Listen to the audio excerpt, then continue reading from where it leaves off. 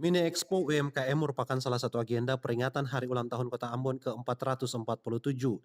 Mini Expo UMKM akan berlangsung selama 3 hari yang dimulai sejak tanggal 6 September dan akan berakhir pada tanggal 6 September 2022.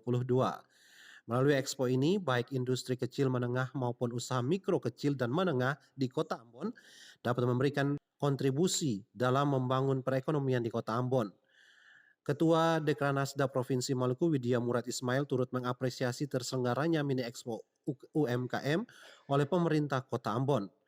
Menurut Widya, sejarah panjang perekonomian Indonesia telah membuktikan UMKM memiliki peran besar dan strategis serta menjadi pilar ekonomi bangsa. Itulah sebabnya dirinya mendorong terbentuknya Dekranasda di seluruh kabupaten kota di Maluku untuk memastikan Dekranasda menjadi rumah bagi para pelaku IKM dan UMKM di setiap kabupaten kota di Maluku. Sementara itu, penjabat Wali Kota Ambon Bodewin Watimena mengatakan dalam situasi dan kondisi perekonomian dengan tingkat inflasi yang cukup tinggi, pemerintah masih tetap memberikan kesempatan dan ruang bagi IKM maupun UMKM untuk menjual dan memamerkan berbagai hasil produk mereka.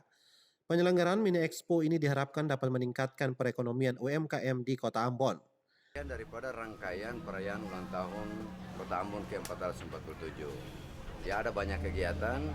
Salah satunya adalah kita memberikan ruang kesempatan bagi UMKM untuk ya minimal mereka bisa ya menambah penghasilan mereka lewat Mini Expo ini. Nah, tadi saya kan sampaikan dalam sambutan bahwa ruang yang kita berikan ini bukan sebatas kita fasilitasi mereka saja, tetapi bagaimana kita datang melihat berbelanja, karena tujuan kita adalah untuk mengembangkan usaha UMKM. Peserta Mini Expo terdiri dari 50 IKM dan UMKM di Kota Ambon, serta beberapa stakeholder lain yang ikut serta berpartisipasi.